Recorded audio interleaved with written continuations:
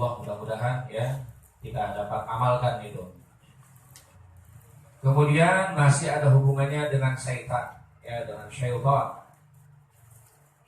Wa an Abi Sa'id radhiyallahu anhu qala, bersumber dari sahabat Abu Sa'id radhiyallahu anhu, semoga Allah ridho kepada beliau dan ridho pula kepada kita semuanya. Amin. Gara Abu Sa'id berkata, gara Rasulullah sallallahu alaihi wasallam, Nabi bersabda, "Idza tasa'aba ahadukum, idza tasa'aba ahadukum, falyumsik biyadihi ala fihi, fa inna syaitana yadkhulu." Bersabda Nabi, "Idza tasa'aba ahadukum," apabila salah seorang daripada kalian muak, ya, menguap, angop, ya. Apa bahasa yang paling enak? Udah angop. Angop pakai P atau pakai B? B. Angop. Mungkin yang paling halus menguap kali ya, menguap. Tapi menguap kadang-kadang air gak menguap. Ya, angop lah, ya, angop dengan gampang lah, paham dah. Apabila salah seorang dari kalian angop. Bahasa Jawa ya. Direkam soalnya nih, jadi bahasa. Ya, tahu ya. Kita semuanya rata-rata tahu ya biar paham. Dan kalau angop salah seorang dari kalian, kata Nabi, fal yumsik biyadihi ala bihi, maka peganglah dengan tangannya di atas mulutnya. Maknanya jangan angop terbuka melebar sampai dilihat oleh orang lain. Ya, fal yumsik, pegang itu mulutnya dengan tangannya. Ya. Diajarkan dengan tangan kiri dan dengan zohir, ya, dan zohirul kaf, ya, dengan ini ya, belakangnya, ya, ini batin namanya, ini batinul kaf yang ini, zohirul kaf yang ini, ya. Jadi disuruh tutup dengan tangannya yang sebelah kiri dan belakangnya, ya, belakangnya. Ini adab dari Nabi Shallallahu Alaihi Wasallam. Pertama, perlindungan daripada setan. Kenapa disuruh tutup mulutnya dengan tangan yang kiri?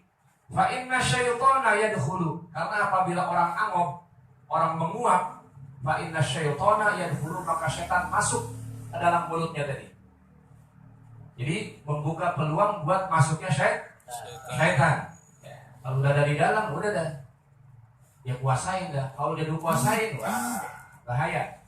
Di kerjaan kita ntar selalu yang buruk-buruk. Dari segi adab, orang kalau angop dilepas aja begitu, nggak terlalu bagusnya.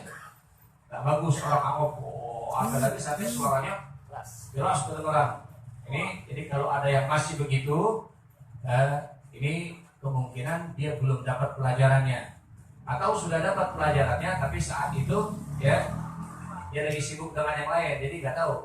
Ya, pelajarannya udah lewat, dia nggak tahu. Atau udah tahu, udah dapat, udah nyatet, tapi taufik dari Allah Subhanahu wa taala enggak sampai. Kekuatan untuk menjalankan perbuatan baik namanya taufik. Jadi kalau Allah kasih kita taufik, kita udah tahu, udah tenget, udah benar-benar tahu, tapi kita belum bisa mengerjakan, namanya belum dapat taufik.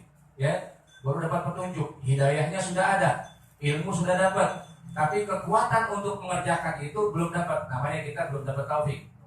Kayak selalu kita kalau minta dua-duanya tuh, minta taufik hidayah, minta taufik hidayah, atau minta hidayah taufik, terserah apa saja. Hidayah petunjuk, ilmu yang Allah berikan, taufik kekuatan, ya, at-ta'ah, ya, at-taqah ila fa'il khairat, kekuatan untuk mengerjakan yang baik-baik namanya taufik. Sekarang begini aja dah, wa tawassaw bil haqqi wa tawassaw bis sabr. Jadi kalau kita udah punya teman, udah dapat ilmu, teman kita belum ngejalanin, belum ngamalin, ya kita bilangin dah. Ya baik-baik bilanginnya, NP aku masih gede-gede banget. Kalau udah ada ilmunya, ya setan masuk ke situ. Ya, jadi setan masuk. Dari segi adab, orang yang angop jadi dilepas sampai kedengaran suaranya, tidak dijaga dengan tangan sama sekali, ini namanya gadil adab, ya, kurang sopan.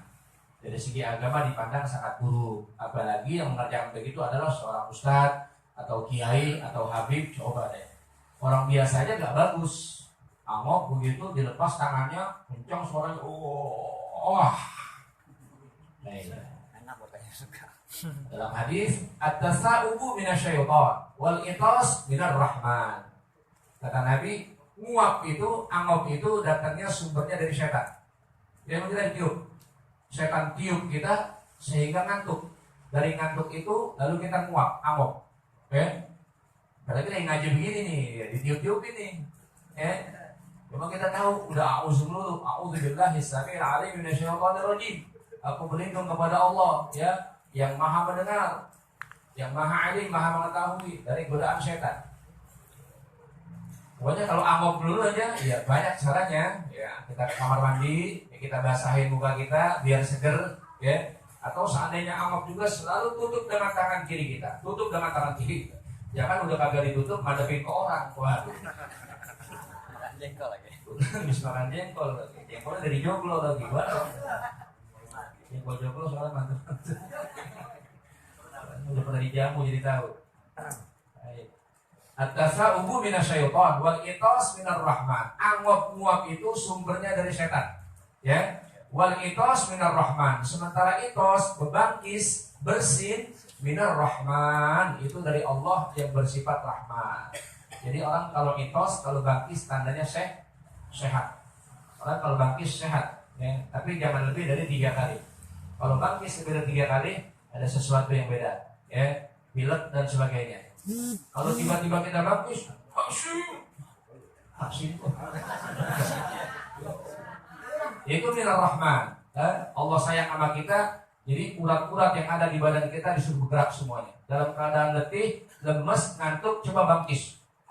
Gerak semuanya, seger lagi. Minar rahman dari Allah. Karena itu nikmat dari Allah, makanya orang yang itos, ya, hendaklah dia memuji Allah Subhanahu wa taala. Bangkis, bersin langsung alhamdulillah. Ya, kemudian yang dengar bilang apa? Yarhamukallah. Kalau orangnya satu laki-laki. Kalau orangnya perempuan, yarhamukillah. Kalau bangkis sekali 3 orang bangkis. Wah, kita pakai PL, kita pakai domir antum. Ya, kata gantinya kum. Yarhamukumullah. Semoga Allah merahmati kalian semuanya. Semoga Allah sayang sama kalian semuanya. Ya. Nah, orang yang didoain, dia balas lagi, doain lagi. Ya, waktu dia bilang alhamdulillah, yarhamukallah, ya, kemudian balasannya yahdikumullah wa yuslih balak. Ya, semoga Allah kasih hadiah kamu, hidayah kamu, dan Allah sehatkan kamu punya hati, Allah sehatkan kamu punya badan. Jadi orang Islam, masya Allah, saling mendoakan. Jadi kalau lagi angop, nguap, ya, usahakan perintah dari Nabi, tutup dia punya mulut dengan tangan yang kiri, jangan tangan yang kanan. Udah tangan kanan pakai batinnya, ya, tangan kanan pakai batin, ditutup gitu. Ada yang salaman lagi. Nah, ini dianya. Ini termasuk gak ada pelajaran. Pokoknya pelajaran agama, akhlak kalau dipakai insya Allah mulia, selamat, nggak jadi bahan celaan. Coba habis kita angop, tutup dengan tangan kanan, salaman sama orang. Permisi pulang ya. Ya Allah, itu bekas mulut, ya. Di situ mungkin ada bau, ya. Mungkin di situ ada bakteri dan sebagainya. Jangan. Itu adab juga. Adab penting. Kayak salaman sama orang dalam keadaan tangan basah. Jangan sekali-kali salaman sama orang dalam keadaan tangan basah. Tang-tang habis wudu, tang-tang habis di kamar mandi, ente habis ngapain kamar mandi? Oh, mau wudu. Ya, kemudian salaman sama orang dalam keadaan tangan basah, jangan. Apalagi ente salaman sama ustaz, salaman sama habib, salaman sama kiai, gampang banget nilainya dah. Ya, orang habib lo, misalnya kayaknya tidur ini, ya, kita ngaji ini, masa salaman sama guru masih bahasa salaman aja? Enggak. Lihat guru, lihat ustaz, lihat kiai, lihat habaib, ya, yang jaga adab, jaga akhlak. Jadi kalau dari kamar mandi tangannya basah-basah, ada yang mau salaman nggak dikasih dulu, dilap dulu sampai kering baru dikasih. Untuk jaga tuhmah, jaga sangkaan jelek, sangkaan buruk. Orang kalau dari kamar mandi biasanya ngapain? Bersih-bersih, cuci-cuci. Bisa jadi tangannya habis pegang sesuatu yang kotor tadi, ya. Jadi ada rasa geli dan sebagainya. Untuk menghindari itu makanya keringin dulu, lap biar bersih, baru salaman sama orang. Kadang-kadang saya dapatnya begitu, ya. Ada jamaah al-khairah kita nggak sebut namanya, pokoknya semangat mau salaman dari kamar mandi, waalaikum. Aduh, kita kagak kasih, kagak enak, Gerida, pelajaran mungkin belum sampai. Ya, mulai sekarang pelajaran. Kalau tangan basah-basah, jangan salaman sama orang. Lap dulu, keringin dulu. Itu termasuk adab, akhlak. Kalau dijaga, selamat. Kalau tangan kering, beres saja. Ya, tangan kering beres saja. Cuma lagi-lagi kalau salaman kita lihat standar kita, ya sama-sama kawan, sama-sama temen, ya tidak ada perbedaan. Salaman biar nyangkep, nempel dulu beberapa detik baru lepas. Salaman beberapa detik baru lepas. Syukur-syukur bisa lebih lama lagi, ya. Semakin lama dia salaman, semakin lama dia nempel, semakin lama rahmat Allah turun kepada dia. Jangan salaman, maaf. Ini banyak kita perhatikan salaman.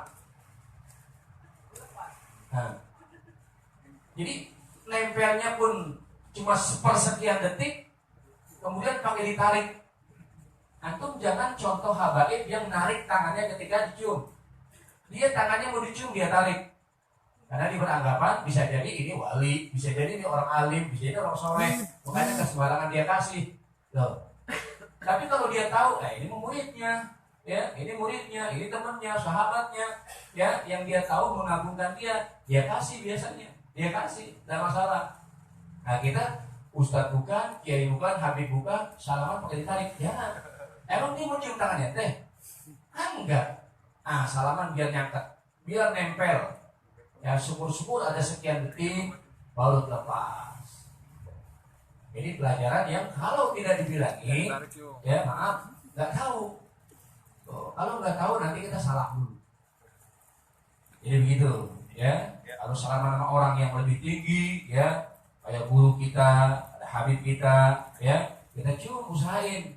Kalau dia nggak kasih juga nggak apa-apa, ya, nggak apa-apa. Namanya kita udah ada usaha untuk cium tangan guru kita, ya. Untuk lebih jelas lagi, lihat rekamannya Habib Bahar bin Smith, ya. Habib Bahar bin Smith, lihat rekaman ceramahnya tentang masalah cium tangan sama guru sama orang tua. Ada di situ, jelas banget. Jadi kalau amok ditutup, dijaga karena setan bisa masuk ke situ. Dan jangan buka peluang, ya, supaya setan masuk dalam diri kita. Ada beberapa tempat yang setan bisa masuk dalam diri kita. Yang pertama tadi, mulut. Kalau kita amok, kita buka, maka setan masuk. Kemudian kalau kita buka peci, ya, kita buka peci, kita nggak pakai satir, ya, peci apa aja, ya, itu setan pun bisa masuk dalam nafsiyah kita, dalam ubun-ubun kita. Makanya ada perintah, ya, ada perintah tutuplah kepala kalian dengan kolan suah, dengan peci, supaya setan tidak masuk. Ya.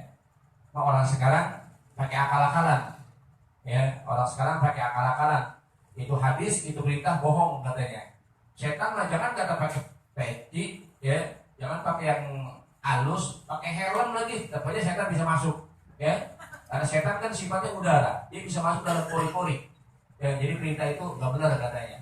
Maksudnya bukan hanya begitu, tutup kepala kamu supaya setan nggak masuk dalam kepala tadi, kemudian ngacak-ngacak kamu punya otak, ngacak-ngacak pikiran kamu, tutup dengan peci anak laki-laki, ya, pakai peci putih, jangan malu-malu. Karena peci ini pelindung. Kalau kita tutup kepala kita lindungi agama kita lindungi diri kita. Apalagi pakai peci putih, jangan malu-malu. Kalau ada orang bilang belum haji pakai peci putih, nyaru-nyaru aja kayak ular bulu daun, jangan dengerin, biarin, jangan dengerin. Ya udah, saya dapat pelajaran langsung dari saya punya guru, Sayyidi Walid Habib Abdurrahman Sigap. Ya pakai putih. Nabi senang dengan yang putih. Belum haji, Walid belum haji, Ustaz, nggak apa-apa. Ya karena pakaian haji itu bukan untuk orang yang khusus berangkat haji, enggak. Putih pakaian yang paling disenang sama Nabi SAW. Jadi kita pakai putih, ya, kita tutupin kepala kita, aman, setan nggak masuk. Coba kalau kita pakai peci putih, kemudian ada orkes di jalanan, apa kita mau masuk situ joget dengan kepala peci putih? Ada, itu udah ketutup, berarti setan nggak masuk. Ya, coba kalau kita nggak pakai peci, kata Bang Raya, yang penting Koba bisa, ya, salam kolong panggung, salam kolong panggung. Nanda. ya tutupin kepala biar selamat. Ada lagi setan masuk ya, peluang masuk dalam diri kita inda syiddatil huzn. Di saat kita lagi sedih banget, setan ada peluang masuk dalam diri kita. Di saat kita lagi sedih banget, peluang setan masuk ke dalam diri kita ada. Digoda lah kita dalam keadaan sedih tadi, kita dikejar supaya frustasi. Ya, atau di saat lagi senang banget, setan pun masuk goda kita supaya lupa. Lagi kaya banget, begitu pula. Lagi miskin banget, setan masuk goda kita ya supaya kalau kita lagi kaya lupa. Kalau kita lagi susah supaya kita ingkar sama Allah. Ya, marah dengan qadar Allah. Jadi ada tempat-tempat saat-saat setan masuk dalam diri kita dan itu mesti kita tutup selalu dengan bacaan a'udzubillahis samii'il 'alimi minasyaitonir. Aku berlindung kepada Allah Subhanahu wa taala yang Maha melihat, Maha mendengar, Maha mengetahui dari godaan syaitan yang terkutuk. Kemudian wa fihi an Syakal bin Humaid radhiyallahu anhu qultu ya Rasulullah, ada dari sahabat Syakal bin Humaid ya, beliau bertanya kepada Rasulullah sallallahu alaihi wasallam, ya Rasulullah, alimni du'aan. Wahai Rasulullah, ajarkan aku satu doa. Ya Rasulullah, mohon ajarkan aku satu doa. Qala sallallahu alaihi wasallam, Nabi pun bersabda, "Qul, bacalah olehmu doanya, Allahumma inni a'udzubika min syarri sam'i wa min syarri basari wa min syarri lisani wa min syarri qalbi wa min syarri maniyyi." Ini doanya udah pada sering dengar belum? Belum ya? Ya Allah, ini kalau dibaca mantap banget. Tapi jangan baca doang. Ya dibaca, dipahami. Ya maknanya dipahami, kemudian diamalkan. Ya Allah. Ini sahabat minta sama Nabi SAW doa. Ya, jadi turun temurun. Kalau dulu sahabat minta doa sama Nabi, zaman sekarang ada ya orang-orang awam minta doa sama habaib, sama kiai-kiai sepuh dan sebagainya. Minta doa, minta doa, minta doa. Ini manjur banget karena mintanya langsung sama sumber yang punya ilmu, Nabi Muhammad SAW. Kata Syakal bin Humaid, ajarkan aku doa. Maka kata Rasulullah, kul, ya bacalah olehmu doanya yang pertama, Allahumma inni a'udzubika min syarri sam'i. Allahumma inni a'udzubika, ya Allah sesungguhnya aku berlindung kepada Engkau, min syarri sam'i, dari jahatnya pendengaran aku, dari jahatnya telinga aku. Ini telinga kita kadang-kadang jahat. Ya, kalau giliran Quran didengerin, Quran dibaca, ratib dibaca, ini kuping panas. Kuping panas, maunya buru-buru pulang. Ya, udah apa? Tapi kopi belum keluar gitu. Ya, nungguin kopi dulu asli jadi dengerin juga. Kuping kita ini cenderung maunya yang enak-enak. Maunya yang enak-enak, ya. Dengerin lagu dangdut enak, mau. Dengerin orang gibah, ya, orang ngerumpi enak. Kuping kita begitu, makanya kita berlindung sama Allah Subhanahu wa taala, ya Allah, aku berlindung kepada Engkau dari jahatnya telinga aku. Ini kalau kita baca, kita minta dengan sungguh hati, lalu Allah kabul permintaan kita, maka telinga kita akan terbiasa untuk mendengar yang baik-baik. Giliran yang kagak baik, giliran yang arahnya ke neraka, udah ketutup. Jadi kalau ke tempat-tempat begitu udah betah, udah gak demen, ya nyari jalan-jalan yang baik. Wa a'udzubika min syarri basari, aku berlindung kepada Engkau ya Allah dari jahatnya mataku, jahatnya penglihatanku. Ya Allah, aku berlindung kepada Engkau dari kejahatan penglihatanku. Sama di mata kita, ya. Mata kita selalu maunya melihat yang dosa-dosa, tapi enak tapi dosa tapi enak. Itu begitu tuh teman. Ya teman enak banget sama kita. Kita nggak melihat lagi tuh undangannya. Pokoknya kita datang ya buat dia. Pas kita datang ke sana, masya Allah. Ya tuh dangdut. Emang si kelas penyanyi nyanyi kampung. Ya cuma auratnya juga udah. Allah Akbar. Jokannya cilok kayak. Ya, karena mata kita udah minta sama Allah, ya Allah pelihara, aku berlindung kepada Engkau dari kejahatan mataku. Ya udahlah, nyendok juga dan ngasih prasmanan, ya. Tapi nggak nengok sekali. Itu biduan yang joget kayak tahu. Kalau kata saya sih tanggung dengan tuan rumah. Ya, tuan rumah tanggung. Ya kalau ada dosa begini orang kampung disuruh joget dan sebagainya, mending panggil sekalian ya artis tuh. Ya, ngetop dah ente sekalian. Alhamdulillah min zalik. Terpelihara mata kita. Udah, kita sendok, kita nyari tempat yang aman. Pas kita lagi makan ada yang kenalin. Wah, Ustaz makannya di sini. Ya, nggak mau lihat itu ya. Bingung kita. Ada di situ tadi kenalin. Kita kagak lihat kelihatan. Apa-apa. Allah pelihara. Gara-gara sering kita baca ini, Allah jaga mata kita. Wa min syarri lisani, dan dari kejahatan lidah aku. Ya Allah, aku berlindung kepada Engkau dari kejahatan lidah. Ini lidah. Ya, biar selamat jaga lidah. Salamatul insan fi hifzi lisan. Manusia selamat kalau pandai jaga lidah. Kalau nggak bisa jaga lidah, auzubillah min zalik. Udah selamat, udah enak, jaga lidah, jangan sampai lidah keluar yang kagak enak, nanti nggak selamat. Ya, minta sama Allah, ya Allah, aku berlindung kepada Engkau dari kejahatan lidah aku. Usahakan keluar dari lidah kita bahasa kita yang enak-enak, bahasa yang enakin orang, ya bahasa yang bikin orang tenang, tentram, adem sama kita. Jangan ada bahasa yang bikin menyakiti orang lain. Itu kejahatan lidah. Wa min syarri qalbi, dan dari kejahatan hati aku. Ya Allah, aku berlindung kepada Engkau dari kejahatan hatiku. Hati tempatnya hasud, hati tempatnya riya, hati tempatnya dengki, hati tempatnya dendam. Minta sama Allah supaya selamat. Enggak ada dengki, enggak ada hasud, enggak ada dendam. Plong saja. Kalau hati kita luas, hati kita plong, insya Allah penyakit jauh. Amin. Ya Rabbal Alamin. Yang terakhir, wa min syarri maniyyi. Jangan baca orang. Jarang baca. Allahumma inni a'udzubika min syarri maniyyi. Ya Allah, aku berlindung kepada Engkau dari kejahatan kemaluanku, dari jahatnya maniku, dari jahatnya spermaku. Ya, kenapa sperma mestinya yang jatuh kepada tempat yang halal dijatuhin pada tempat yang kagak halal? Sejelek-jeleknya manusia dalam hadis, saya lupa matanya, sejelek-jeleknya manusia adalah pada hari kiamat esok lelaki yang meletakkan spermanya pada tempat yang pada rahim yang tidak halal padanya. Sejelek-jeleknya manusia adalah yang meletakkan, yang menaruh spermanya, maninya pada rahim, pada kemaluan yang bukan halal baginya. Artinya, ya, dia jatuh pada tempat-tempat maksiat, tempat zina, naudzubillah min.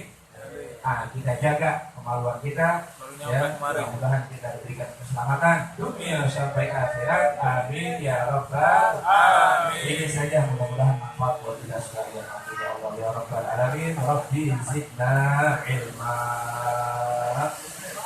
Hari itu di luar memang kalau hujan begini basah. Jadi kalau yang mau masuk silakan, ya, ke basah itu.